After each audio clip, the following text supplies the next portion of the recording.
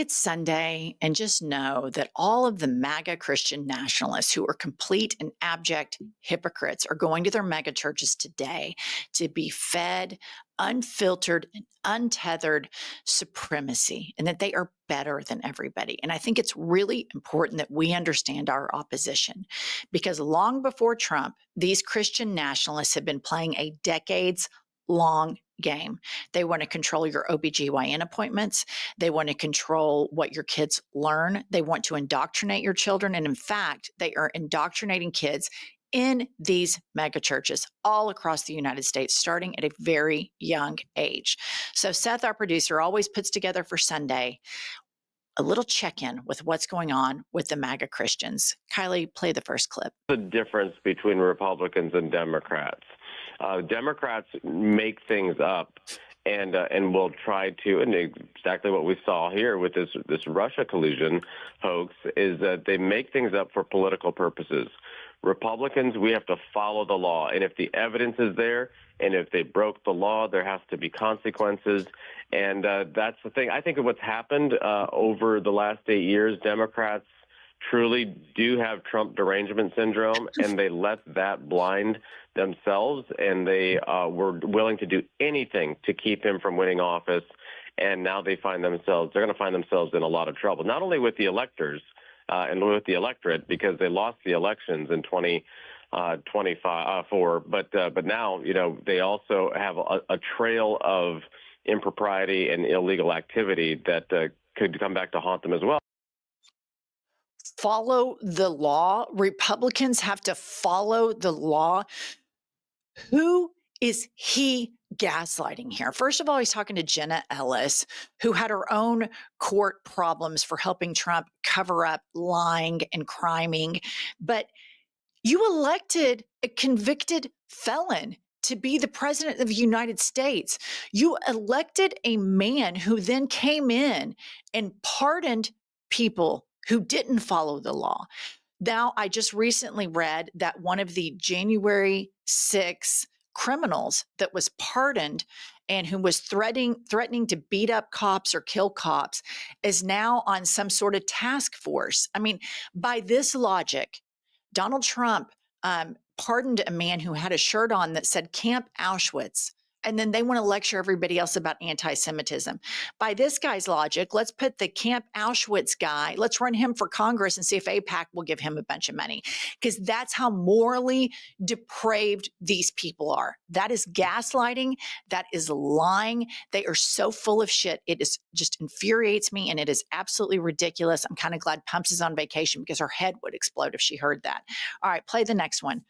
Jen, if I may, a quick Google on Representative Stutzman shows that he illegally used campaign funds to go on family vacations. So perfect. Yeah, perfect. That's Kylie. That is the perfect thing for a MAGA politician to do. These guys are criminals, and it has never been a better time in, I don't think, world history to be a white collar criminal than during this Trump regime. Okay, and then up next, we've got this one. Democrats did their dead level best to quite literally shut down the operation of Congress because they found a wedge issue. Tony, you mentioned the first 6 months. We've had the most productive first 6 months of arguably any Congress, any administration. Pause that real quick. Does he look kind of freshly fucked to you, Kylie? He does. His hair's a little tousled. He's a little sweaty, kind of red. This is my first time seeing this clip. I mean, what's going on with Moses Mike here? I mean, I don't know if God was waking him up a bunch in the middle of the night. Hey, little guy, wake up, wake up. But this kind of has a freshly fucked thing, which is horrific to think about. But all right, continue. States. I mean, it's been a whirlwind of activity and results, and we've delivered on our promises to the American people. Meanwhile, the Democrats have been engaging in a civil war. They're trying to determine if they're going to go full Marxism, like with Mamdani, their nominee for mayor of New York City, or if they're going to go Marxism light with their woke progressive nonsense that they tried to foist upon the people for the last 4 years. So they found a wedge issue suddenly. suddenly, trying to manufacture some controversy with the so-called Epstein files. Here's the problem they have, Tony, with their hypocrisy. It's quite laughable. Remember, the Biden Department of Justice had all of these files in their possession for the previous 4 years. Not one time did Hakeem Jeffries or Ro Khanna or Jim McGovern or any of the Democrats who have made so much noise over the last 2 weeks, not one time in the last 4 years did they mention the word Epstein at all. It's nowhere in their social media and their interviews or anything. And now suddenly it's the most important thing in the world. We're not buying it. And I'm not going to allow them to drag the Congress into this. Okay. Moses Mike, a man who says that God wakes him up in the middle of the night and says, hey, buddy, hey, little guy, you're Moses. I mean, he says this on camera. This is the guy that has his teenage son monitor his porn use, because we all know he's so gay that he thinks if he brings his son into it, that will be an extra deterrent for him not to watch gay porn. This guy's roommate in Washington, D.C. is an evangelical preacher who answers the door to let Moses Mike Johnson in his panties. All right, you guys, we're dealing with a complete and total hypocrite. But it is super rich for him to say that the reason the Epstein files are not being released is because of Democrats. I've got a hot news flash for you, Moses Mike. The Democrats are pissed off at the Biden administration and everybody involved in not prosecuting the person whose ass you crawl up 25,000 times a day, taco tits, and making sure that this didn't happen. And I don't know why they didn't release them. I mean, Merrick Garland was a lackluster attorney general, but the difference between your side and our side is I can criticize the Biden administration. I can criticize certain things they did and say I didn't approve of that. I can criticize Hakeem Jeffries for taking AIPAC money. I can criticize Cory Booker.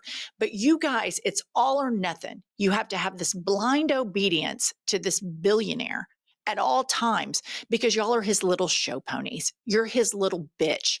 Because if you step out of pace 1 millimeter, he will crawl up your ass and all the cultists will crawl up your ass and you will no longer be the Speaker of the House. And what's so interesting to me about all of this, you guys, is you think if you're the Speaker of the House or if you're a billionaire, oh my God, that would be freedom. It's not.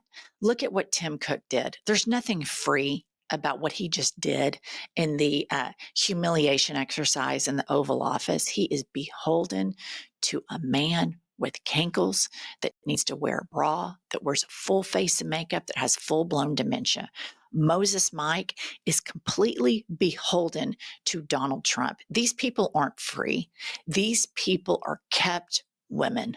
All of them are kept women. All right, play the next clip.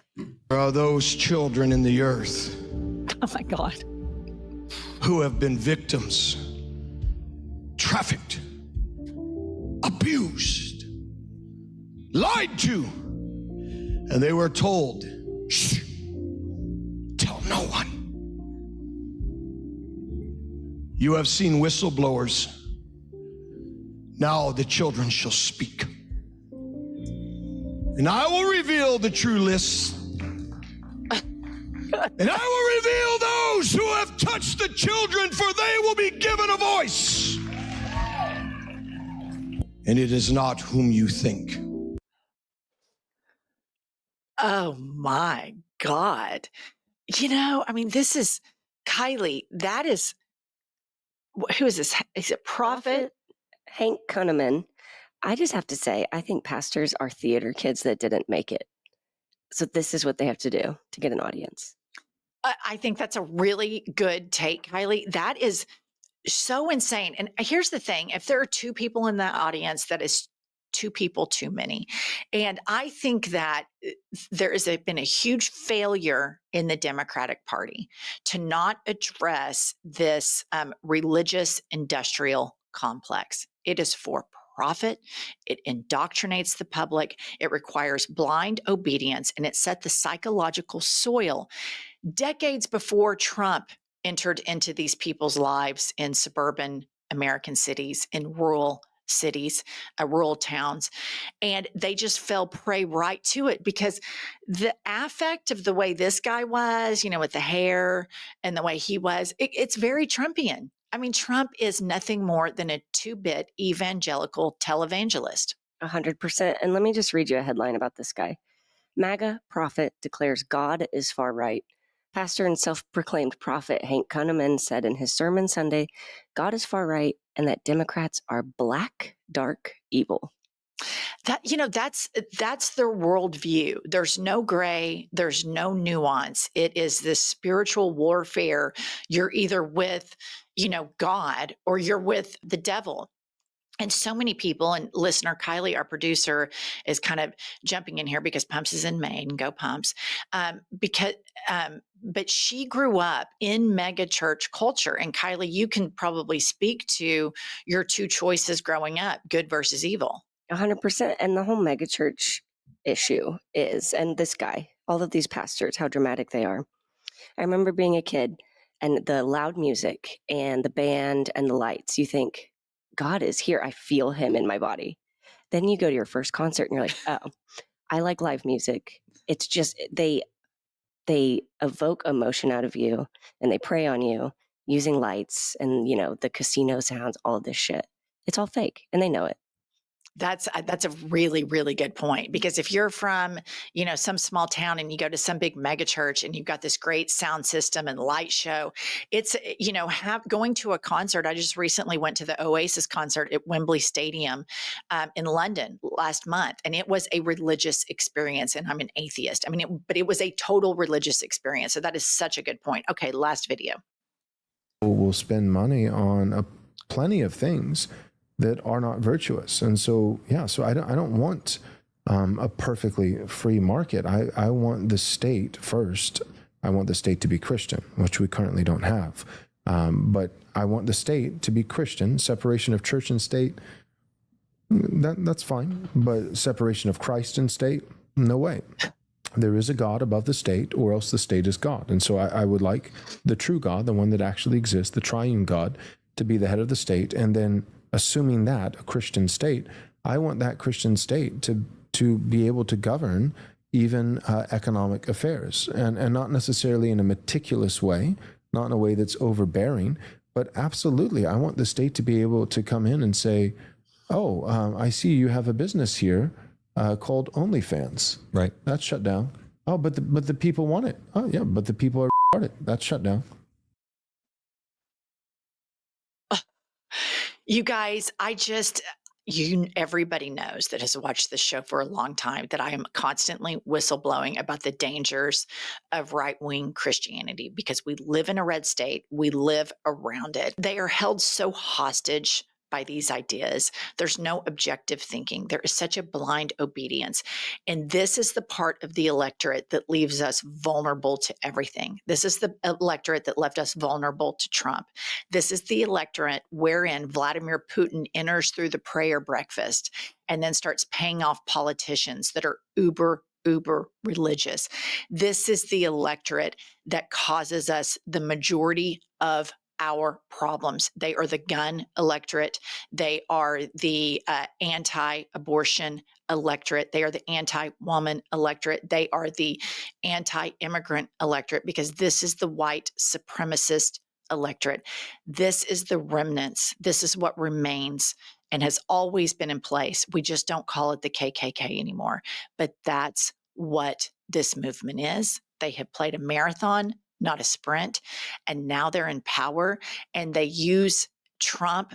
They tell their congregation, sometimes God uses imperfect vessels. That's how they get around all the hypocrisy of it.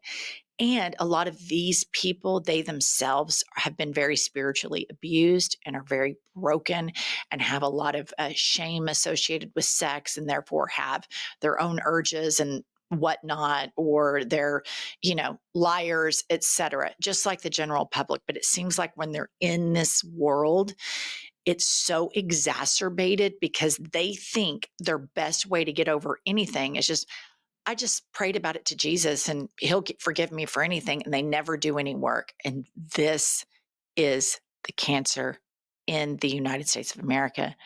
Joe Levin is terrifying and he has a very large audience. This is a 911. Hair is on fire. Democrats need to start calling out the religious industrial complex because you're years too late in doing so. All right, that's all we have. We hope you have a great Sunday.